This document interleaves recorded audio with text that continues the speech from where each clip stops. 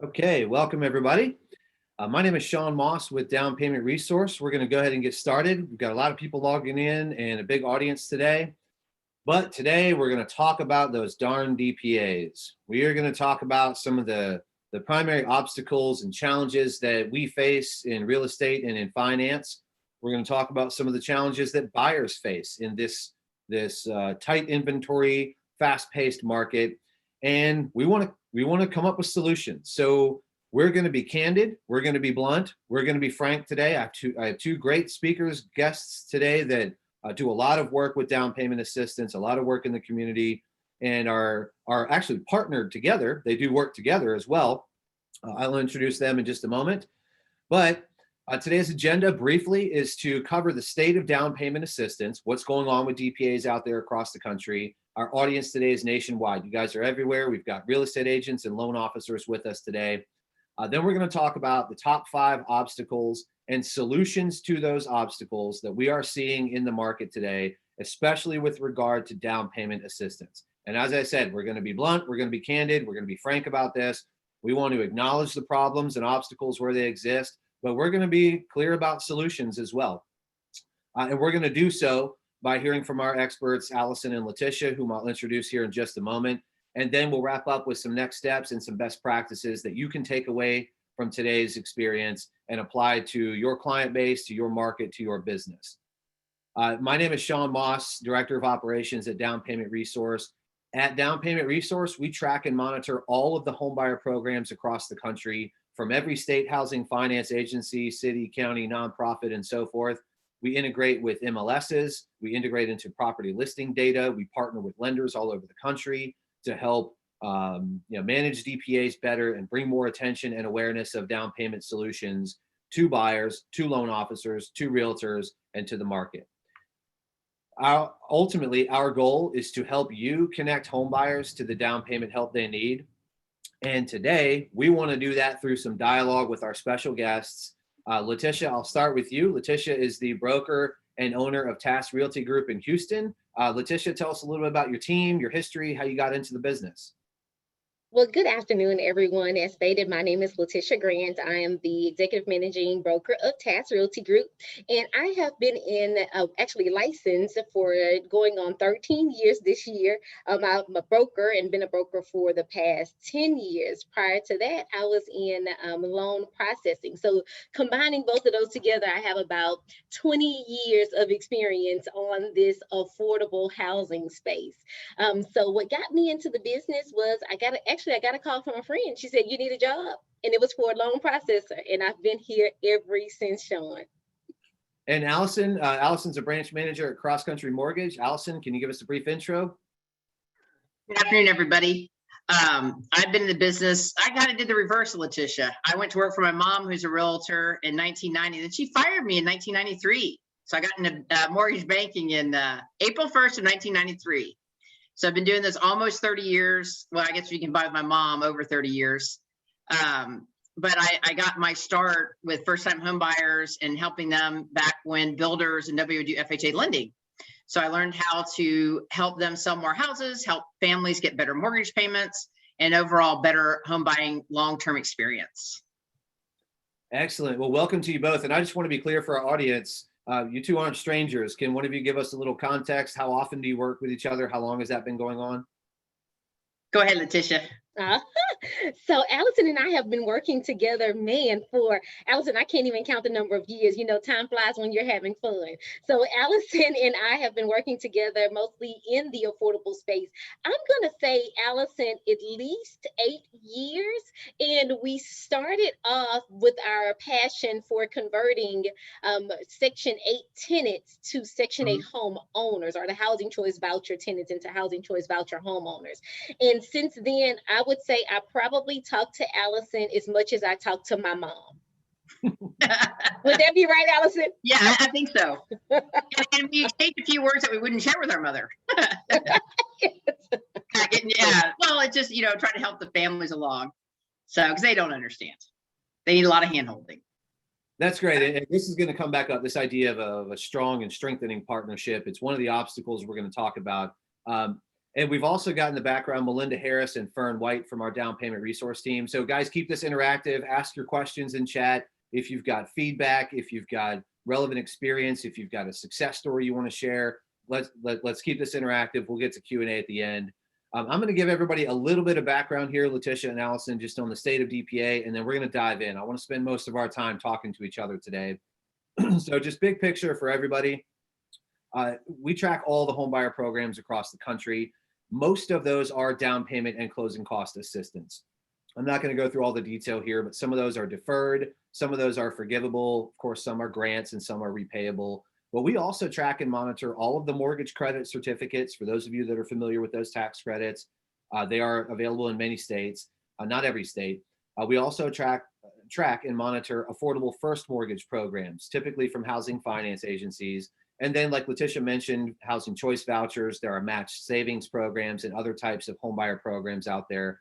And we monitor all of those. So Down Payment Resource is literally a database of all of these programs from the state and local housing finance agencies, from cities and counties, employers, nonprofits, the Federal Home Loan Bank Network, community development financial institutions, housing authorities, land trusts, and more. That's who these programs are coming from. And of course, they all vary. The requirements are different. The guidelines are different, funding, income limits, and everything. We monitor all that so you guys can focus on identifying opportunities to create a buyer or create a borrower, identifying opportunities to create a transaction and getting them to closing while resolving for the down payment obstacle where it exists. So last thing real quick before we get into some dialogue here, as far as down payment assistance, every state housing finance agency remained open last year. None of them shut down. So for those of you that heard or even still hear, hey, DPAs are going away, or those DPA programs ran out of money, or they shut down, some did, to be fair. But every state housing finance agency remained open in support of you lenders, in support of you realtors, in support of the buyers that needed their programs. In fact, 2020 was a record year for many state housing finance agencies and loan officers. That is purchase business with DPA, yes, but that is purchase business to the tune of tens of billions nationwide in DPA, largely first-time home buyer mortgage business, purchase business.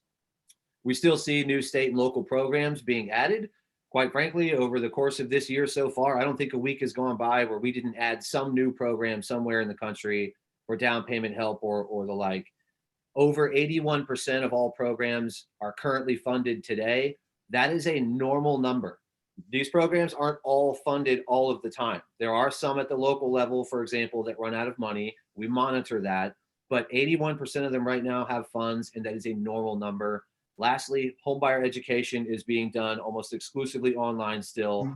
That was a big part of why or how a lot of these programs were able to continue to sustain operations and support buyers, was because many of them didn't offer online homebuyer ed, but they do now. They've pivoted to those online solutions. And that's just one more thing that's kept down payment assistance going. So big picture, down payment assistance programs did not go away. They're still available. They're not going away. And in fact, if you look at what's coming out of DC and leadership, we're seeing more attention on affordability concerns, on equity and home ownership rates, on fair housing concerns, and even quite literally on down payment assistance. So not only has DPA not gone away, we're going to see more and more, hear more and more about these programs and their place in our industry as a solution for affordability concerns. So with that, I don't want to talk much more. I want to get Alyson and LaTisha talking to us. We want to break down the top 5 obstacles that we've been hearing over the last 3, 6, 9 months, maybe. Inventory is limited and unaffordable. True, this is true. We're going to acknowledge the ones that are real. There's confusion about down payment requirements. This is also true. However, it's based on misperceptions. And so we want to combat that and come up with solutions. This is a big one. Sellers are refusing contracts with DPA, maybe with FHA financing. This is true. We acknowledge that. But we also saw record volume from housing finance agencies last year. We have experts like LaTisha and Alyson that we know are partnering together to get these kinds of transactions done. So how? And we're going to explore that. What are we doing with sellers? What are we doing with the sellers agents? How are we approaching things differently to get this done? Then this idea that down payment assistance will extend or prolong or delay a transaction. We're going to acknowledge where that's real, and we're going to combat where it's a myth. And then lastly, and I think most importantly, why we have Alyson and LaTisha here today is to talk about establishing appropriate and strong and productive and meaningful agent LO partnerships, and where there are maybe gaps that we can fill in there as an industry and as a collective. So with that, let's just dive in. So LaTisha, I'll start with you. When we talk about inventory, we know inventory is historically low. Everybody hears about it every day.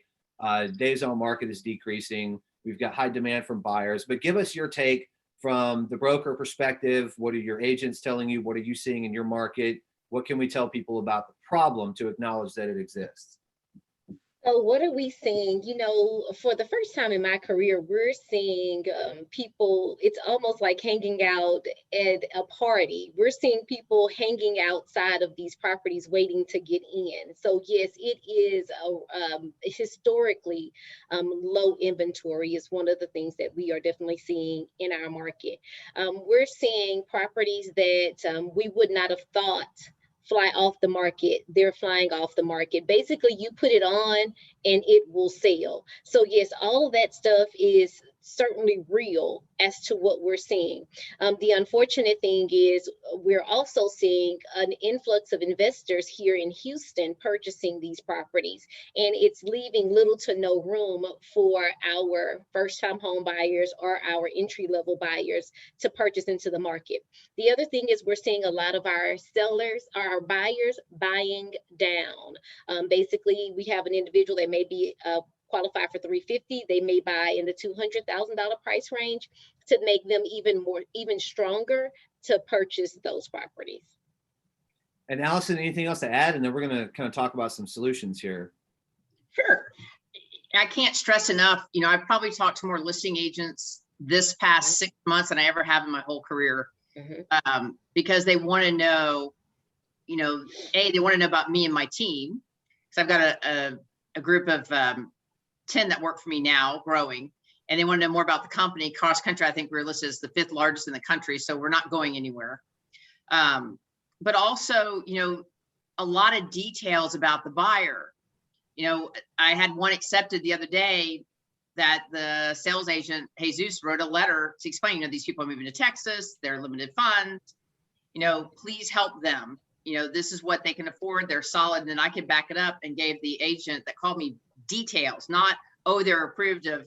I said, look, I looked at their bank statements. Here's what I saw in the bank statements. Here's what I saw in their income. Here's why I know it'll go through underwriting.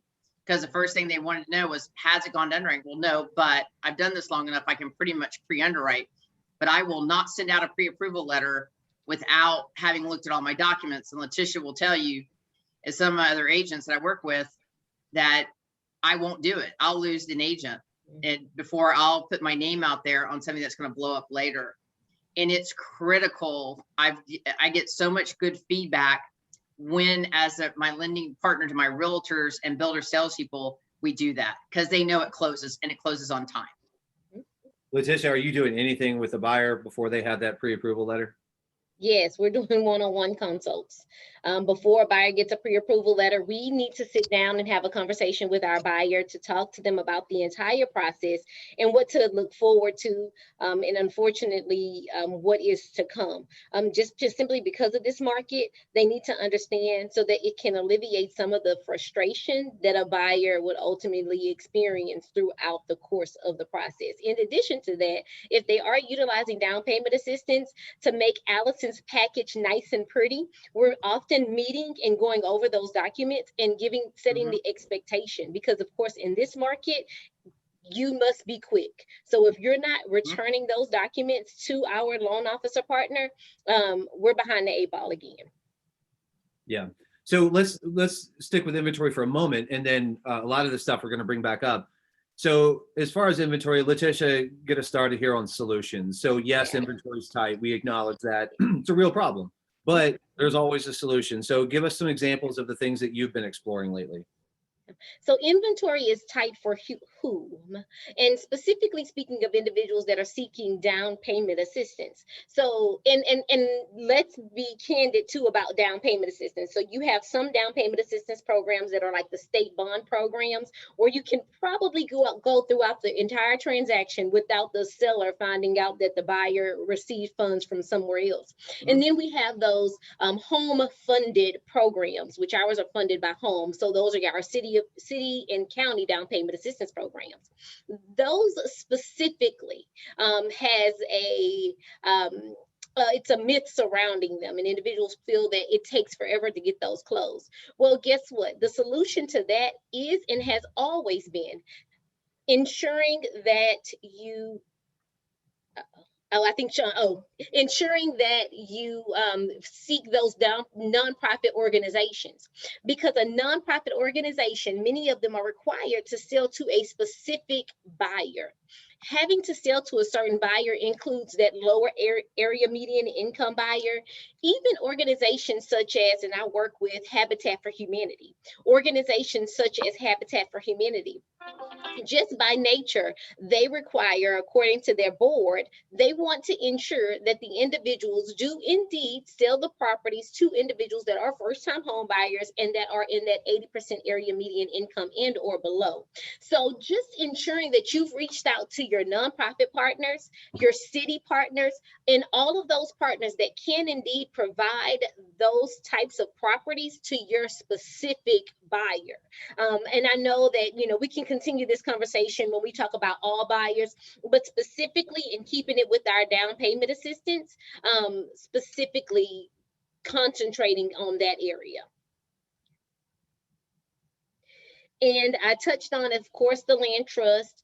We talked about homes that need repairs. I want to make sure that everyone understands that down payment assistance, in the event you are seeking down payment assistance for your client, and as we talked, we divided it. So we said there's your group of down payment assistance that you can go throughout the entire transaction, and the seller will never know you utilize the down payment assistance. And then we have our city and county funded programs. Well, for those programs, the property must be in livable condition, which would mean that we cannot seek a home that is in need of repairs. However, in the event you're not doing those particular programs, there is a conventional product there's FHA, government funded products that are renovation loans, and where many may be more afraid in seeking those properties that are move-in ready, seeking a renovation product may also be a solution for some of our buyers as well. And sorry, guys, lightning struck and my power went out, but I'm back. So apologies if I missed this, but LaTisha, we also talked in the last couple of weeks about this idea of calculated patience. You mentioned earlier, making sure that buyers understand what this process is going to look like, but what does that mean? Can you give us more detail? Yes. Again, specifically speaking of buyers that are needing to utilize down payment assistance, resources, and funding, having calculated patience only means understanding the max that you can do. If you cannot purchase a home without these resources, do not try and make an offer on a property that's so competitive that technically you can't fulfill the commitment at which is on your contractual agreement. And Alyson kind of touched on that earlier today. If you write a contract and you're working with Alyson and Alyson knows that the buyer is not going to be able to fulfill the terms on that contract, she's going to send it back right away. Like, you will not be able to pass go on that. But having the patience that it's going to take, guys, this market change, it turns, it's a forever turning market. That proper property, that right home, it is going to be there for that buyer. And having that one-on-one initial conversation is what it takes to let the buyer know, hey, guess what? Don't worry, don't stress. The right property will show up. Alyson, any final thoughts on the inventory problem or solutions to it? What are you doing with buyers to prepare them for this scenario? Any thoughts? Yeah, I mean, I try to focus. Yes, there's limited inventory, but it's so critical to go with that buyer and payments, even from the get-go. We're now starting to see a big jump between what people are paying in rental and what they're going to have to pay in a new mortgage. Talking to that buyer up front, get off a sales price, get on to payment. Where are you comfortable before they even go out to look at anything? Because what I'm finding is these buyers have been looking for a while. So they've got this thing, oh, I can buy a $150,000 house. Well, no, you can probably buy a lot for that, but you can't buy a house anymore. But helping them understand what cash flow looks like, helping them walk through and say, okay, if you were paying $1,200 in rent with an apartment complex, your electric bill was $400, you're going to go buy now a new DR Horton. I know LaTisha's done this before with her buyers. You're now going to buy a DR Horton, and that average electric bill is going to be $35, $45 for an entry-level home. So you help the buyer understand, look, we may need to go up in sales price and a little above where you're comfortable. Let's look in your budget and see what can we do? Can we get rid of doing nails? I had one loan officer that sat down a lady and said, oh, nice nails for $300 and nice hair for $200. So if you got rid of that, you can go up in your monthly payments. So, this is a long-term investment. This is not something that you run out, you see a house and you close in 2 weeks, or it shouldn't be. It should be thought out. You should be looking at budgets. You should be going over everything, because this buyer truly doesn't understand what home ownership means long-term. They understand, they look at a house, they like the house, here's my payment. But what does it mean between the difference of new construction versus resale?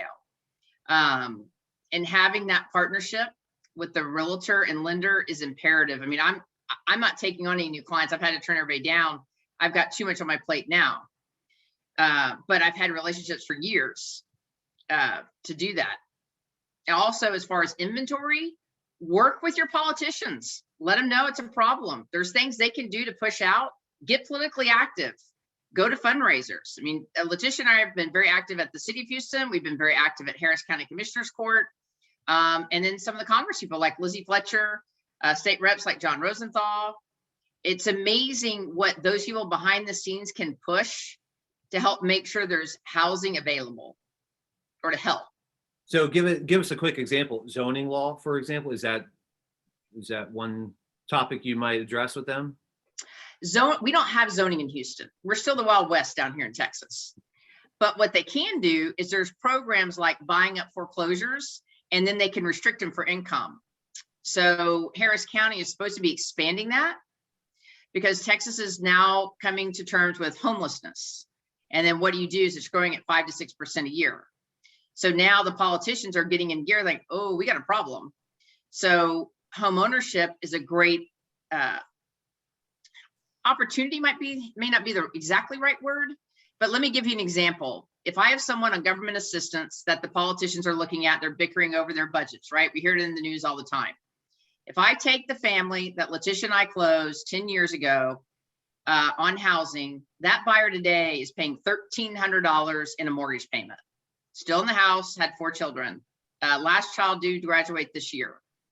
Today, that same voucher amount to get that same house is $2,700 a month. So in 10 years, the federal government saved anywhere from probably about $1,000 a month long-term. So those are the dialogues that LaTisha and I've had with politicians. Said, look, you got to help us. You got to help us with inventory. You got to help us with the marketplace, so that some of these families transition into home ownership, and that helps the whole family. Okay, that helps. Yeah, that's a great example. And I like your approach of uncovering affordability despite inventory. And that can change your perspective on inventory too. If you can find $400 a month in a home buying budget, that can change your outlook on inventory. That's a lot of money toward a house. Yeah. So let's tackle the next issue here. Let's acknowledge it first. Confusion about down payment requirements. Not among us. We all know FHA 3.5% down, conventional 3%, 5%. Everybody on this call knows that. The problem is, in fact, LaTisha, I'll let you walk us through the problem. Well, here, I'll start. So Urban Institute, we did a study with them a couple of years ago. We found in our data, and we've seen this played out and replicated in very similar numbers across other data sources and studies and research, even very recently, 65% of prospective buyers, so 65% of renters believe that they have to have 15 or 20% down to buy a home. Worse yet, 3/4 of renters have no familiarity with low down payment programs. And that doesn't even mean down payment assistance. That just means FHA, VA, Fannie, Freddie, right? Those are low down payment programs where you don't have to have 20% down. So there's this nagging, persistent myth, especially the younger the buyer is, that they need 20% down. So LaTisha, what do you see? What do you hear? Do you see this fester among your clients? Yes, definitely. So, as the past chair of Houses in the Car, during that time, I had the opportunity to interview several millennials. And interviewing these millennials, they're still reading outdated information. It's the internet is a funny place. What the statistics have proven is that millennials are most likely to do their research before they reach out and contact a professional. So based on this research that they're reading either one or two things. They're reading that you need 20% down, and where they're gaining this information from, it's just out there. And they're also in these small Facebook social media groups, and they're hearing this information. They're hearing also that there aren't any programs that are low down payment programs. But ironically enough, they're also reading and hearing that you can purchase a home with a 580 credit score. So even though they have some new data, they have old data as well, and they're just kind of combining it together. So we are definitely seeing that as being a problem, especially with our individuals, our millennial group that does so much research before contacting anyone. I definitely advise, in any social media platform that I am on, I definitely advise you picking up the phone and speaking with a professional. It's like going on WebMD, making an attempt to be diagnosed. No one individual is the same as the other. So again, during that one-on-one time with your potential buyer, especially with your millennial group buyer, it's going to be important that you, one, debunk any of those myths that they have read on the internet, and two, prove your relevance and prove your knowledge to them, so that they can then push to the side anything that they've read that's not accurate and replace it with that accurate information. And Alyson, we've talked to some realtors and loan officers in the recent months that have pointed out, anytime you go to a payment calculator online, you always see this really attractive payment, but it's based on 20% down, which I think reinforces this myth that 20% is the requirement. And it also sort of falsely advertises the housing cost for the average first-time home buyer. Nonetheless, before we get into solutions, how rampant is this problem, and how do you address it? Yeah, what I hear a lot of, especially with millennials, is that mortgage insurance is, oh, it's terrible, it's awful. Well, is it really that bad? I mean, it's not that much money. So if I sit down and I've got a buyer that has credit scores above 740, the mortgage insurance on that is nominal. When I say nominal, it's probably about maybe $18 per 100,000.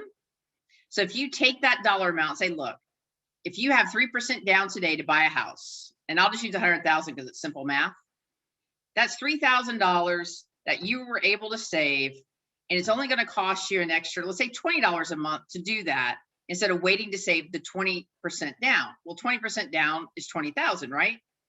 So the difference between 3,000 and 20,000 is 17,000. I divide the $20 a month into 17,000. It takes them almost 20 years to recoup that money. By then, property values have gone up. They've realized savings monthly, especially if they went new construction. So it changes their perspective. But what I hear the most of is, oh, well, I got to have 20% down because this MI is just terrible. We should never have it. That's not true. It's all and depends on your situation, especially when you're young. You need to be saving your money. Invest it. Yeah, and what's the alternative? Renew a lease, where you're probably paying Right. more than you would pay to own a home anyway, right? Correct. All right, so let's talk about what we can do. So we know that buyers, especially the younger they are increasingly confused about down payment requirements and also the availability of solutions. So obviously we have to combat this misperception that buyers don't need 20%. That has to be on our one-on-ones, to some extent our marketing. But LaTisha, talk about getting outside your bubble. What does that mean? Yes. So now, as experts, we need to also educate ourselves so that we can educate our consumers. And by getting outside of your bubble, basically, it just means opening your horizons to different things that we can do to assist our home buyers, our potential home buyers, and advise them.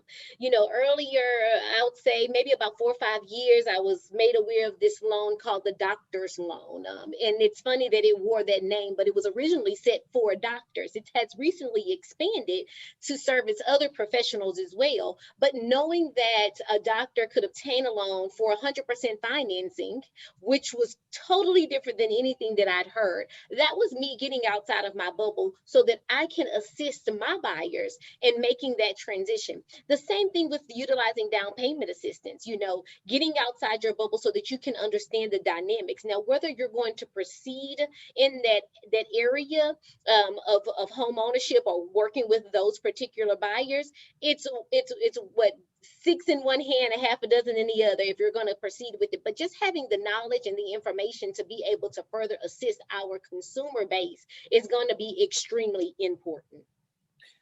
Yeah, and so and maybe LaTisha, just a little bit more here.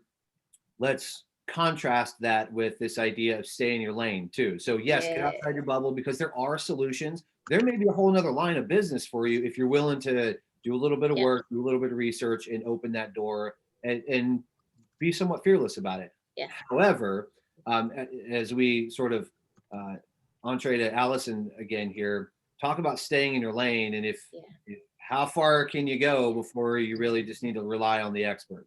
Yeah. So I'm going to just back it all the way up, and I'm going to say this.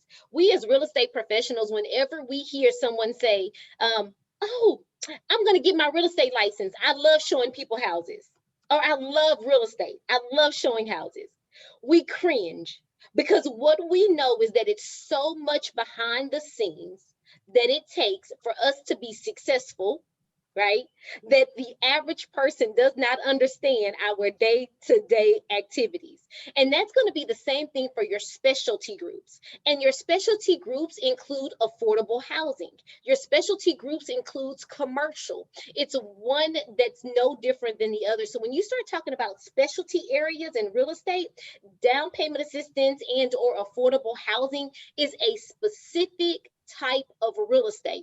So if you're not going to take the time and invest in your own personal education so that you are knowledgeable and that you are working with your clients and best serving your clients in the best possible way, then what I would suggest is we have a fantastic world here in the real estate community, and it's called referral. I suggest that you refer it out, because if you're not going to take the time that is needed to understand these programs inside and out, you're not going to do justice to your consumer base. And when I say understanding it inside and out, understanding that every property is not going to be able to utilize certain down payment assistance programs. For an example, if the property has heavily soiled carpet, you can't just get carpet clean and get all of the dirt particles and all of the soil out of all of the dirt out of carpet. It may need to be replaced. And if the seller is not willing to do that, many of these programs will not allow the buyer to make an investment into the property before or after closing. It must be livable, move-in ready at the time of closing. So having that knowledge, reading the printed material, because there are policies and there are guidelines that are associated with each of these programs. If we're not going to have that knowledge, it's best to find you a referral partner and get it referred over to that partner. And Alyson, from the lending side, when we talk to at Down Payment Resource, when we talk to realtors, often they're just getting into DPA, and we work with MLSs all over the country. Realtors just getting into DPA, just getting into the business, looking for a path to success. First-time home buyers are, I don't know, LaTisha, tell me if you disagree, but always one of the first and best paths to building a business if you're new. So, Alyson, how are you combating confusion about these requirements? And I guess I'll say, how are you doing that both with the consumers that come in the door? What does that conversation look like? But also with real estate agents, because I know you must be having these conversations with realtors too. Well, luckily my realtors and I have been around a long time. So, but as LaTisha says, let's back it up. So when I got started, I had a builder that couldn't sell out of a subdivision. And it was really hilarious that he called me the banker. So I'll never forget it, Jose Hidalgo. He called up the client, say, you have an appointment with the banker from 1 to 1:30. Be prepared, bring all your documents. You're going to have financial review. And I, at first thought, okay, that's just crazy. And it worked like a charm. It was hilarious. So they would come in, bring all their documents, and I would review. If they went through door 1, then they went to him to sign a contract and see a house. If they went to door 2, they'd have to come back. And we would keep meticulous notes. And we took a subdivision that was selling 1 home a month to 20 a month in less than 30 days.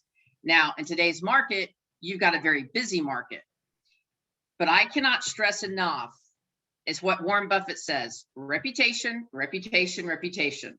When you start off in your career, it may just be your first one, but make sure you understand, you set the proper timelines. And it starts with just that scenario I said that I did almost 20 years ago with Jose, where we went over everything with the buyer. He and I were in the room together. We were both pretty much just starting out. And I learned everything he did because I could hear him sell to the customer on the house and the benefits, because I don't sell houses. My mom fired me, remember? So I wasn't good at that. But I learned to know enough so that on a finance side, then I could help explain to a buyer, look, you know, I've heard the builders say that they can get you this data on electric. Why don't you ask them? But if that's really true, and you're going to go from a $300 electric bill down to $45, wouldn't that make you better? Maybe spend $10,000 more? Because that's what we're going to be fighting in this market, is prices are going to keep appreciating. So what the buyer saw just 2 weeks ago might have now gone up $10,000, and they're going to go through sticker shock. And trying to help them. Go ahead, LaTisha. Oh, no, I was going to say, there's one other thing, and we said first-time home buyers. I want to make sure, because this is another myth that we had to debunk in our own community. First-time home buyers does not automatically equate to affordable buyers with our millennial audience. So our millennial group, they're just kind of coming out now, and they're coming out of the box with buying $500,000 homes. So when we say first-time home buyer, this just means literally the first time that they purchased a home. But it no longer means that they're buying an affordable home. It could very well mean they're buying a home that, you know, many of us took us 2 home sales to get to. No, and that brings up a good point, you know, and I'm going to pick on my Section 8 buyers, because everybody has a perception of, oh, it's just a $50,000 house. Well, I've now closed 2 in Houston, Texas in the past 6 months, over $320,000.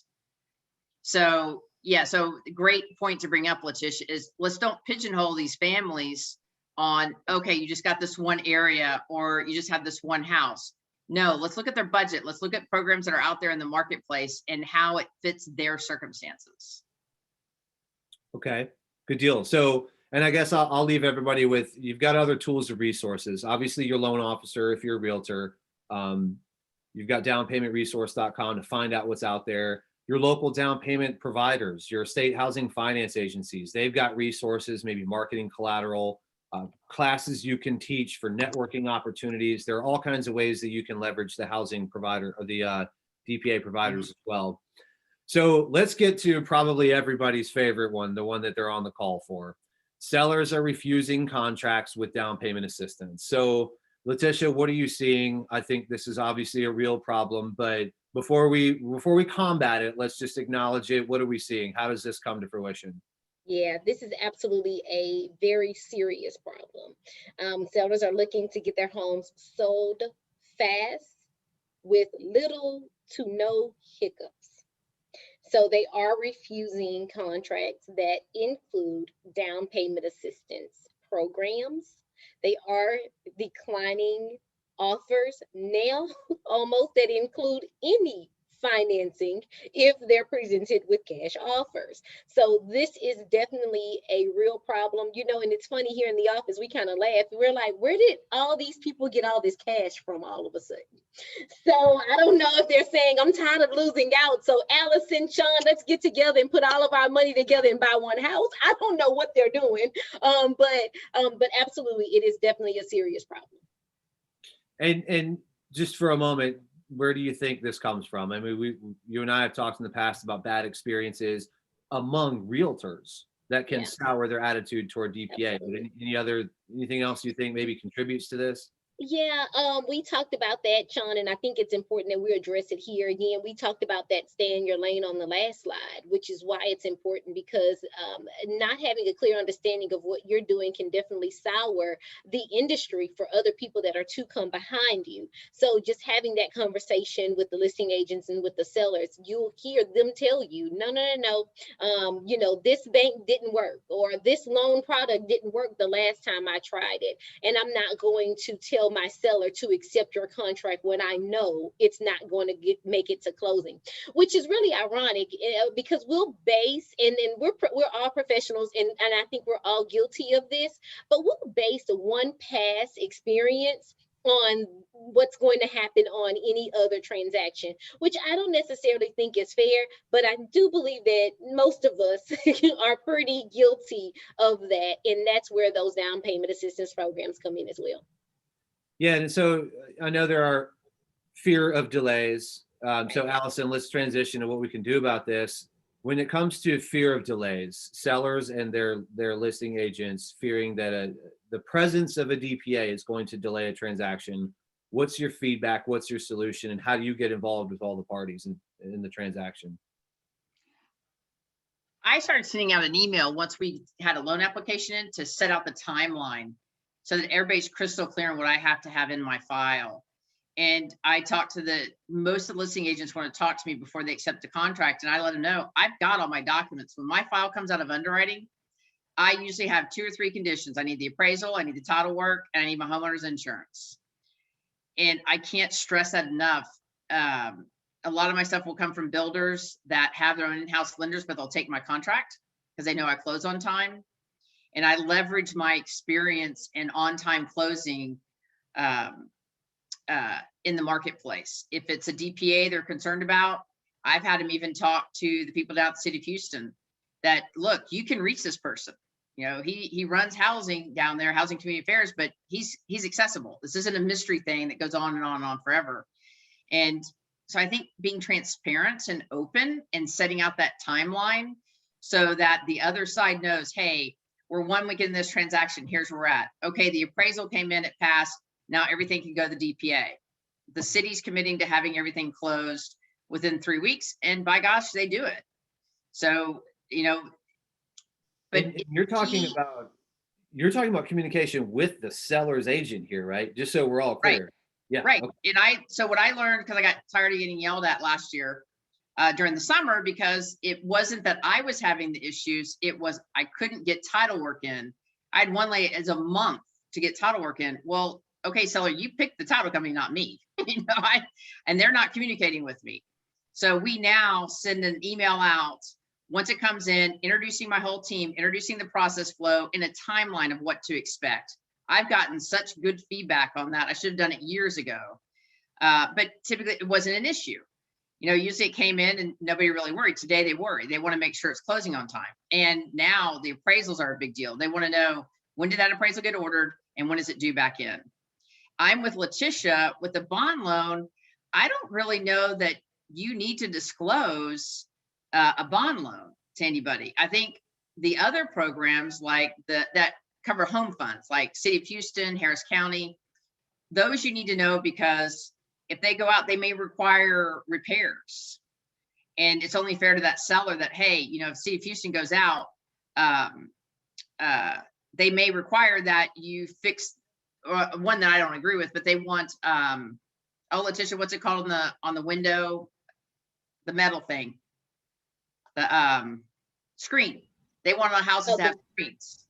And I don't know if that, but anyway, it's just one of the requirements. Well, now we worked with the public officials, work with these agencies. So now if the buyer wants to pay for it, they're now allowing the buyer to pay for it. Before, 2 years ago, and before that, no, the seller had to pay. But now, because the market's changed, people like myself and LaTisha and other people went down and said, look, guys, we're trying to help these families, and they need to be able to pay these repairs if they come up. So there was a best practice buried in there that I want to make sure the audience catches. Let me do it the other way. Disclose what you have to about financing, but otherwise don't. Is that fair? Absolutely. Absolutely. Absolutely. Okay. So realtors, you know, look, LaTisha and Alyson are in Texas. It's going to be different everywhere else. Every state's got their own laws, their own forms. Disclose what you have to, otherwise don't. And I mean, LaTisha, Alyson, is this like, it's not your business kind of thing, or? Well, privacy.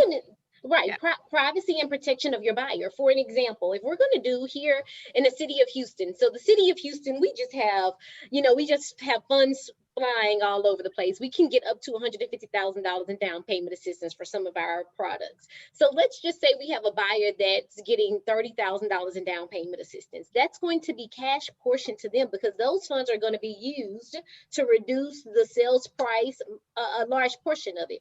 We need to make sure that we disclose that as cash portion on the contract because ultimately that protects the buyer. Because if the buyer doesn't get those funds, then they no longer qualify for the loan in a situation where they don't. You know what I'm saying?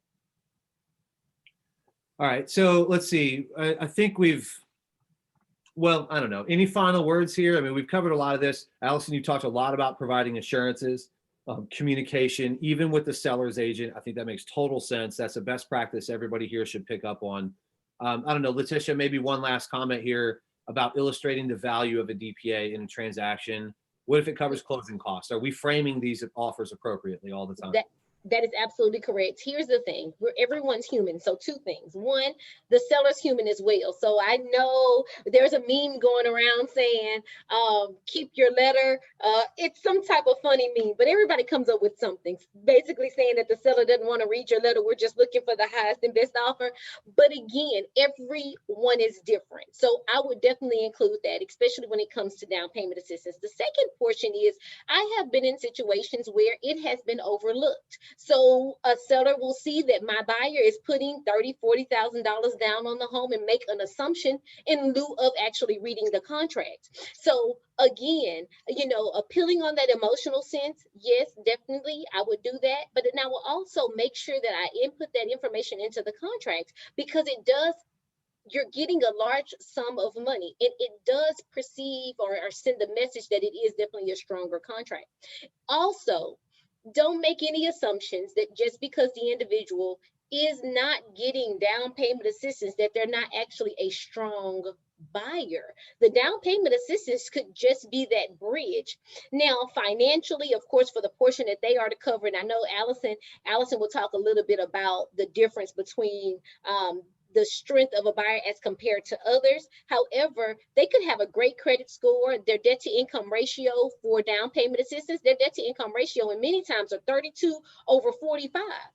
That is much lower than many of our other buyers where the debt to income ratio can get upwards of 52%.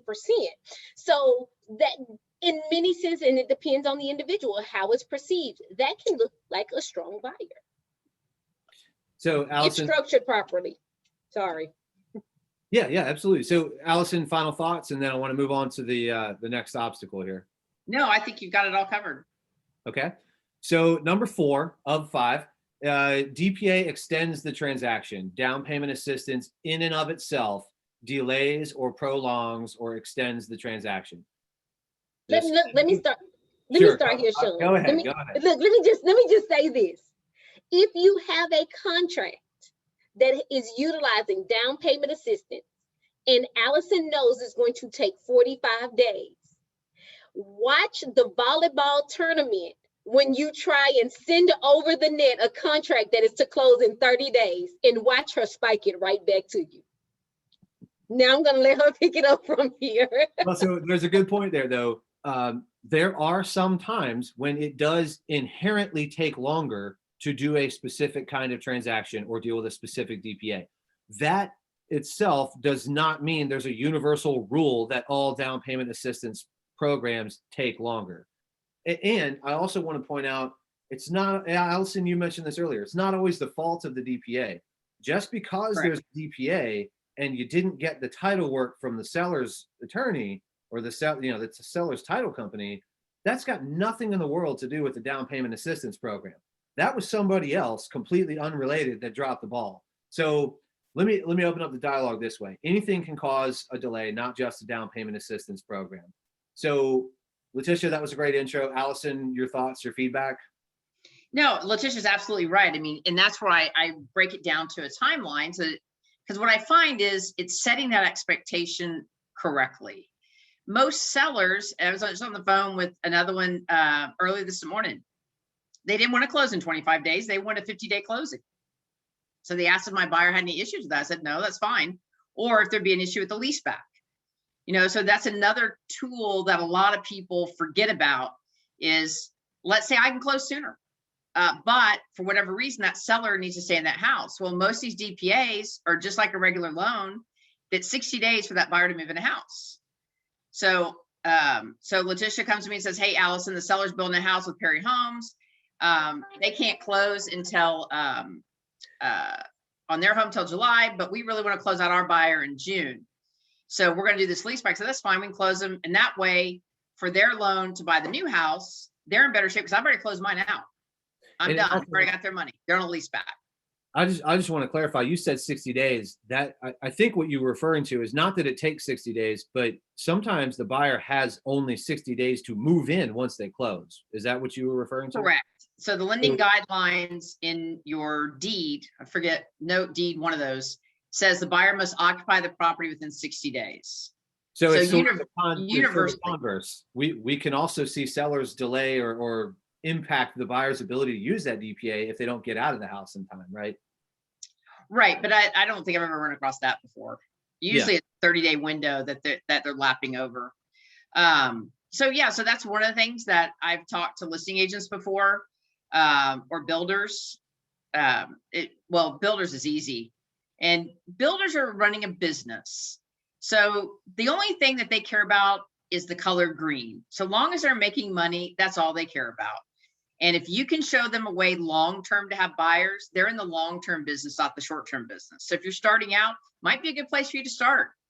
Right now, they're very busy, but I had a conversation with Pulte Mortgage or Pulte Home just the other day where they're following up on one of my first-time home buyers, DPA, and I told them it's going to be a delay 2 weeks after closing. And they said, no, that's fine, because they want to be in good with politicians. Because in 2008, I was out there liquidating with LaTisha's help. We were liquidating houses from all the builders because all the Section 8 families were transitioning in. So I know that my team moved 80 families, and I'm sure LaTisha had with other lenders too. I mean, I wasn't the only lender, but we just went out in the marketplace and said, okay, here's what we got. Builders, we're going to liquidate your inventory. But we had the support of the mayor. We had the support of city council. So it's reminding people, hey, we're in the long-term business, not the short-term business. Of course, with an individual seller, that's different, right? An individual seller, they are just that one transaction. And then you sometimes get the emotional ploy that you're having to deal with, that they've been in that house for 20 years and they run through all the emotions of that. But I think if set right the expectation, you set out your timeline, you communicate. That's 90% of the battle.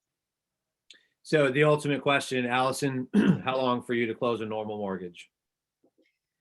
Oh, in today's market with appraisals and stuff, it's a good 30 days. I mean, I've done some faster. I closed a DPA through Harris County in 3.5 weeks. That was my second question. How long to close a normal DPA transaction? Right. I mean, so if I stress out my system and rush it through my system, sure. I closed the Weston file in 10 days in November because he's getting ready to lose $40,000. I mean, my whole office hair was on fire, but we got it all in, we got it done. I can't have every file run that way. So yeah, I see you laughing, LaTisha. We've done some that way, but but that's the partnership, right? You work with your partner to where I get referrals and I can refer back to LaTisha. LaTisha gets referrals, she sends to me, but you don't isolate. And this is really, really important that I see, that I get on to some of the realtors that want to work with me. They want to use me just for DPA. No, I'm your partner as a lender, not just one segment. Now, there might be a hard money lender thing I don't want to do because I'm not structured for that. But as far as the broad range of business, I do everything from a $80,000 loan all the way up to in the millions. So it's not fair to just target out one segment and say, hey, I just want to use you for this. No. And that, because I'll start asking the questions when people want to work with me, kind of what their thought process is. And I'm into the long-term relationship. Obviously, LaTisha and I've worked together since Mayor White was in office in Houston since, was it 09, 08, somewhere in there? Yeah. All right. So LaTisha, any final words? And then I want to tackle partnership. We've been talking about it the whole way here. No, I'm ready for partnership, Sean. Okay. So, all right, LaTisha, let's see. I think we talked about all this: timeline, applications, do your home buyer education early, get all your third-party vendors ordered. All right. So agent LO partnership. So I'll just kind of throw the problem out there and then I'll let the two of you respond. So agents have a hard time finding loan officers that offer DPA, that want their first time home buyer business, that are good at DPA. Now, this is maybe anecdotal, but we hear it all the time and we do these webinars every week all over the country. We also see that in some cases, loan officers don't promote their DPA expertise. They don't highlight their DPA program offerings, meaning they're not aligning themselves with the realtors that are often working with first-time home buyers, and they're not active in their communities with that message. So LaTisha, Alyson, any further thoughts on the problem in relationship building? And then we'll talk about better ways to do it. Nope, that sums it up for me. I think you pretty much got it covered. All right, so LaTisha, you first. What can agents do? And then Alyson will talk about what loan officers can do. Yeah, so definitely what an agent can do to locate a lender, loan officer that is familiar, understands, and actually works the down payment assistance program. They can attend home buyer education class and locate them there. Or they can contact the provider, the down payment assistance provider, and ask them, whom have you worked with in the past 6 months? Because these programs are changing from day to day. So you want to make sure that they have current knowledge in the program. And of course, because they also want to make sure that the transaction works smoothly, they're also going to give you a referral list of those that they have worked with as well. Another way to find someone within the program that understands and that has worked it is maybe even contacting someone, another agent that you know operates in that space, and ask them, who do you work with regularly? Who do you refer your programs to? I'm constantly getting emails asking me that exact same question. Who is it that you work with? Does that person have a staff? So those are some of the things that you can do. Of course, partnership is extremely important throughout the course of this transaction. So I definitely would suggest you finding partners, including other agents, so that you can bounce things off of. And the value of other agent partnerships, describe that for a moment. Yeah, again, I'm constantly getting phone calls, emails asking, LaTisha, do you have any affordable inventory? Because around these parts, I've been known to be the affordable housing expert. I'm actually Texas affordable housing specialist. So I have a plethora of inventory that is going to be affordable housing. But because of my work for the past 10 years, because even prior to me becoming a broker and prior to me entering into real estate, I was a loan processor where we worked with down payment assistance programs as well. Because of my extensive knowledge and information there, I can also direct them to other individuals that can assist them, other loan officers that can assist them with that as well. So that's where that partnership with other agents come in. Okay. And then Alyson, as far as establishing partnerships, your advice for loan officers or realtors? Yeah, I mean, I think it's kind of going back to my relationship and how I built most of my relationships. You learn together. You're in it long term. You want to learn together. You bounce ideas off each other, and you carve out 30 minutes a week with that partner to say, okay, once we get Susie in the door, let's understand this T-Shack file. What's the benefit for Susie? Oh, you've got reduced MI. Oh, the rate might be a little bit higher, but you know what? The MI is a lot lower. So there's things you do together, and I'm a big fan of learning together. I get to learn what the realtor does on their side, whether it's a realtor or builder. I started out putting plans and specs together with the builder in 1993 because the builder didn't want to do them. So I could sell more houses. So I went down to HUD, I sat down with HUD, I put it together. Then I sat down with the builder, said, okay, here's what I'll do for you, but I need you to send me X amount of business. And I monitored it. Mm-hmm. So, and that's how I built my career over the years, is through a strong, educated partnership and sharing the same values. I don't care if I get a $30,000 mortgage in here, which I've done a tiny condo before, or whether I get the $1 million one. I treat everybody the same. All right. So this has been, I think, super informative, super fun. I do have one question, and I'm not sure I asked either of you in preparing for this. How did the two of you meet? How did this partnership here today come to fruition? So back in the days, that was a joke. But what Alyson and I have worked the housing choice voucher program together. We're actually one on either side, one of the few that work the housing choice voucher program. And that's how we were teamed up together, because of our passion for converting home buyers or renters, housing choice voucher renters, over into home ownership. The statistics have proven that they flourish. And then I am a former educator. So with the home ownership actually equates to students doing better in school. So just by having that information, and then Alyson comes with other information, and just us bouncing ideas about how can we convert these renters into homeowners, actually merged this relationship and we haven't been able to get rid of each other since. Yeah, we tried. Okay, good deal. Well, thank you both. This has been awesome. I guess maybe final thoughts here. Guys, you just heard from two experts that have worked together for many years. So you are seeing what the evolution of a partnership looks like. But I think we touched on a lot of things you can learn and do up front, things you can learn and do along the way. And you're seeing the byproduct of a years-long successful partnership. So LaTisha, Alyson, thank you so much. I think we've got a few takeaways here for our audience, but I think we've made all this pretty clear.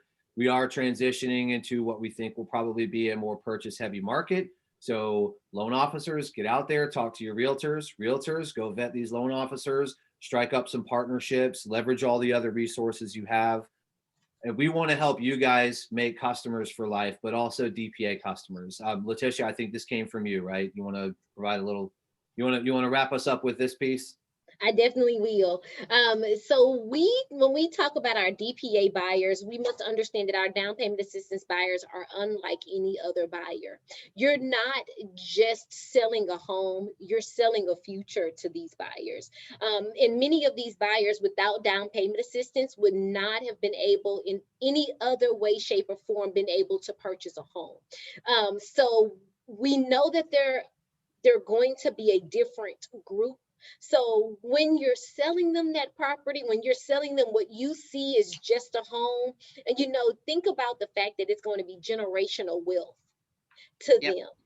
And it's making such an impact, you're blessing them. So people that receive blessings share blessings. So your name becomes a loan, just your name, it becomes a blessing, and it will last in their mouths forever. And they're just going to refer. Spoken from experience, no doubt. Okay, so guys, for anybody interested, you can go to downpaymentresource.com/DPC. Down Payment Connect allows you to educate consumers about the fact that programs are out there. Agents, you can show them what's out there, use this in social media and so forth. Give consumers a path to find the down payment help that is available for them where they want to buy. Loan officers, there's a version for you as well that allows you to control which programs display based on what your company or your office participates in. You get comparison tools and so forth. We encourage you guys to check that out. If you are not a member of one of our MLS customers, and you can look at that on the downpaymentresource.com/DPC. Or if you just want a new creative way to engage buyers, we have an entire webinar dedicated to how that product works. We also have a Facebook group called Down Payment Insiders. There are over 7,000 realtors and loan officers around the country sharing stories like what we've heard today, sharing partnership ideas, best practices, challenges, obstacles they faced, campaigns that worked best for them and so forth. So we encourage you to join in, listen in, even participate if you'd like to. With that, you can reach out to us at info@downpaymentresource.com if you have any further questions. LaTisha, Alyson, do you have maybe a couple of minutes for Q&A? I realize we've already gone over. I do. Absolutely.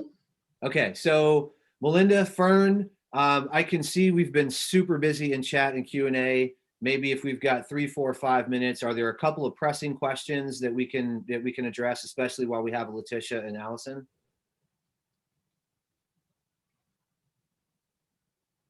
Hey, Sean, this is Mel. We have been crazy busy in Q&A. We've had such a great audience. And can I just say, I know I'm a little biased, but that was an excellent webinar. Thank you so much to Alyson and LaTisha for joining us today. That was so informative. And as a result, we've had tons of questions. One thing I don't know about Fern and Veronica's on as well, been helping us answer. I will say we've had a lot of people mentioning we will be sending out the recording. So if anyone came in late or missed any of the content, we are sending out that recording to everyone after the session. So you'll have that. I've also included some of the links that were discussed today in the chat. So if you want to grab those. And then I don't even know where to start with the Q&A, Sean, honestly. Fern and Veronica, if you guys have anything. Oh, one I did come across specifically. We had a couple people ask, LaTisha, you were saying that you started working with Section 8 home buyers, and we've had a couple people ask how to do that in other states. I know you may not be, I don't know what the rules are for other states, but if you could speak to that, that would be great. So luckily for that person, I'm a member of a national organization, and we have interviewed the housing choice voucher programs in other states, not all states, for sure in Atlanta and in California. So where I would start is if you're interested in converting, because there is funding set aside for this conversion, and it's the Family Self-Sufficiency Program. So where I would start is I would contact my local housing authority and ask if they have the program. And the program is it could be called Family Self-Sufficiency where you are, but at the end of the day, what you want to do is you want to ask them if they have a program where you convert the rental voucher to a home ownership voucher. But before you go there, I want you to also make sure that you take the time to understand the voucher program itself, because the voucher program on the rental side and on the purchase side are very similar. They both expire. So if you're going to start assisting these families in that conversion, you need to understand how long these vouchers are good for, and the fact that you cannot hold two vouchers at one time, and you must turn in one voucher to receive another one. So those are just some notes, but where do you start? You contact your local housing authority, and then you partner with the lender. And even if the particular program is not rampant and they're not doing a whole lot, let them know, because one of the ways I used to go in and I used to teach homebuyer education classes to the potential homeowners, and we would get referrals that way as well. So that's where you start. And if I can add to that, one thing you want to make sure of, and LaTisha and I actually got very politically involved and very legally involved, because we were finding lenders were not counting the Section 8 income as qualifying income. I'm not a lawyer, but based on the memo or the bulletin that the CFPB put out in 2015, they clearly stated that it's come to their attention that lenders aren't considering the housing choice voucher as income, and that would be a violation of ECOA, the Equal Credit Opportunity Act. It's imperative, because even today, I find that the majority of the lenders out there don't use it as qualifying income. They say they get the buyer approved, but if they're not using that income, then it limits how much that buyer can purchase on a home. It's not fair to that buyer. That's income they need to be using. So now, about 2, maybe 3 years ago, Fannie Mae changed their 1003 to where you go in the other income section. There is now a drop-down box that says housing choice voucher income, because now the federal government wants to monitor it. So if they need to bring an action against somebody, they can, because now with these online apps, the buyer can actually put that in the system. The lender removes it, then they can say, hey, they submitted an application with it, you removed it. But I cannot stress that enough. I fixed more files where people thought they could do something and they couldn't. And that's actually how LaTisha and I really got working strong together. She had one bank saying, oh yeah, we can do this. And it came down to it and they wouldn't. And that's how we got to be really close, was we sat down on the floor and went through a bunch of files and got them all worked out. So I see a couple of themes here in the questions. Alyson, I'll just read this one. You'll like this. Hi, this is from Almisha. Hi, I want to know if you have any preferred lenders in Georgia to refer that are great like Alyson. So, LaTisha, where would you go first? We kind of covered this in one of the slides, but maybe just quick overview, a couple places to look for a lender partner. For sure. Where would I start? I would start with the assistance program. I believe Georgia does have a state run program. I would start there and I would obtain a list from them. In addition to obtaining the list, I would turn around and contact the source, the provider, and ask them what lenders do they work with most frequently, and then contact and interview those lenders from there. Also, Alyson, what places are you licensed? Texas and California, and I'm working on Florida. Okay. I got Section 8. I got a couple of Section 8 buyers over there. All right, so let's see. We had quite a few questions that were kind of that same thing asked a different way. I saw a couple here about. And Sean, I'll tell you for sure, Georgia has a very active housing choice voucher program. We interviewed their family self-sufficiency coordinator. And I cannot recall her name off the top of my head, but she is absolutely amazing. Okay. You know, they ask about the land trust. Maybe LaTisha talk about the land trust. Oh, yes, absolutely. So we have a land trust program here. And I also saw someone's comment that says, wouldn't that information be on HAR? There are some nonprofits that they do not list their properties publicly, and they are not required to either. For example, here in Houston, there's the Harris County Home Program, where they purchase, renovate, discount, and then sell the properties to the open market. So a lot of people don't know about them, but luckily Down Payment Resources, they know about them because the link is on their website. But that you have to purchase the properties it's only listed on their link, and no, it's not listed on HAR. But the land trust program, and this is where you purchase the home, but you do not own the land in those particular properties. Now the land trust has extended their properties throughout the city of Houston. And if you buy in an A or B rated school district, the individual can receive up to $150,000 in down payment assistance to purchase the property. But again, they don't own the land. It's a 99-year land lease that may be renewed. But the land is purchased from the Houston Land Bank. It's just so many programs. I actually wrote a ways to save your deal class and just talked about all the different down payment assistance resources that could be used and how you can utilize them to save a deal. But the properties are purchased from the Houston Land Bank, and the Houston Land Bank has partnered with several local builders with the requirement that those builders sell the properties to low to moderate income homeowners. So again, if the property does not make it to MLS, it's not a requirement because maybe it has not made it to the MLS. You mentioned ways to save your deal. That's something we talk about a lot. That's a great point. Yeah. I think some of us might lose sight of that in a market like this, where sellers have control, inventory is tight, everything's so fast moving, but markets change. Now, we're not here to talk about, 18 months from now.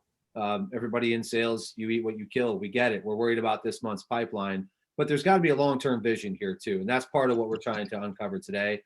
So, loan officers, what can you do to create a borrower? What can you do to save a declination if it's for ratios or cash to close? Must it really be declined? Are we really looking at all of the solutions that are out there? And I'm not so much posing a question as a thought based on what you just said, LaTisha, but Alyson, any thoughts about that? Yes, I mean, sometimes there's a debt, so you restructure it to say maybe the car only has $8,000 left, but they get DPA of $7,000, and maybe the buyer didn't want to go with a higher interest rate, but it's a way to restructure the deal and save it.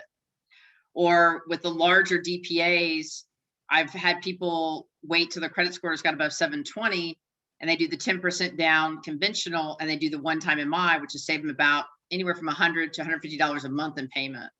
Mm-hmm. Let's see. We got a lot of questions left, and I apologize, guys. I couldn't help but foster this conversation for longer than we had anticipated. So I think we will, LaTisha, Alyson, if this is okay with you, we've got some as of yet unanswered questions, but we're way over on time here.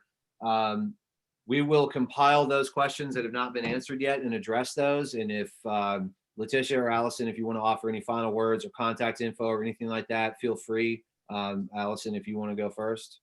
I'm sorry, say that again. You kind of went in and out.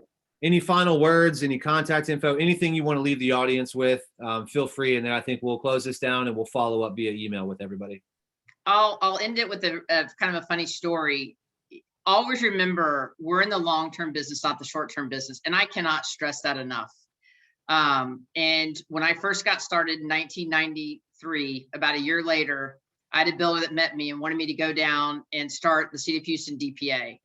I had no clue. And I might've been closing 50, 60 loans a month, but I had a finance degree. So I thought, I want to put my finance degree to work. So I sat down and compared rents to monthly payments and realized, wow, they're giving $9,500 on a $79,000 house and the payment's less than what they'd be paying in rent. And they wouldn't have to do first and last month's rent. They could buy a house for, well, zero, because FHA says it can all be grant money. Of course, the city was doing all conventional loans, not FHA. So I didn't even have enough money to buy lunch for the home buyer seminar at Gateway Homes location. So I went to the builder and told the builder, I have time on my hands. I'm young, I can go out, I can hustle. But Tom Walker, I do not have the money to do this. So he paid for it. And I kid you not, I drove in that subdivision. I couldn't even drive down the road. They had over 100 people that showed up that wanted to buy, and I thought the house was on fire, literally. I mean, LaTisha laughs, but she's seen this, right? And I freaked out. I went and closed 404 loans in less than 9 months. And freaking every builder in town knew my name. They didn't even know what I looked like, but they knew my name. And it was all about structuring in a long-term partnership. And that's why I went back to Tom Walker and said, look, I don't mind doing these deals. They take more time, but you just don't send me these DPAs. I'm your partner. I don't need all your business, but I need a percentage of your business. Don't ever give up on that. Just like LaTisha and I now are seeing the benefits of working so hard on the housing choice voucher around the country. I've been personally at this since 2005. When I met her in 08, 09, I don't know if you worked on it much before then. That's over 10 years. For me, 15. But now it's taking off. Now we're seeing the benefits of families buying the bigger houses now. Children now coming up and wanting to buy houses. So now I'm helping the kids that we close mom or dad, and now the children know it's a possibility. We broke the cycle of poverty. And I just cannot stress, so many people get in this business for the fast, quick refi or whatever. We're in the long-term business. We're not in the short-term business. That's great. Thank you, Alyson. LaTisha, final words, contact info, anything else you want to offer? Sure, absolutely. Again, my name is LaTisha Grant. I'm located here in Houston, Texas. I'm the executive managing broker here at TAS Realty Group. My email address is LaTisha, that's LaTisha at TAS, T as in Tom, A as in Apple, S as in Sam, realtygroup.com. And I'm just extremely excited to be here to know that there is so many people. Sean, how many people do we have on this webinar?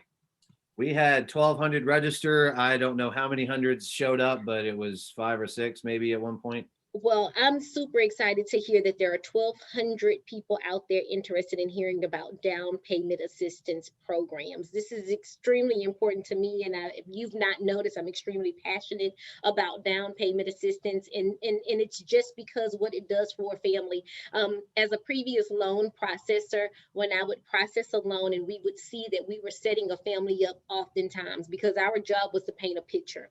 With having a 30% front end ratio and a 45% back end ratio, that sets a family up for success. And I include the down payment assistance with as many programs and I stack and for as many properties as I possibly can, just because of the impact that we're making on the lives of this one family and their generations to come. So I applaud all of you for being here. I definitely thank you guys for coming here, hanging out with us for this hour and almost 20 minutes.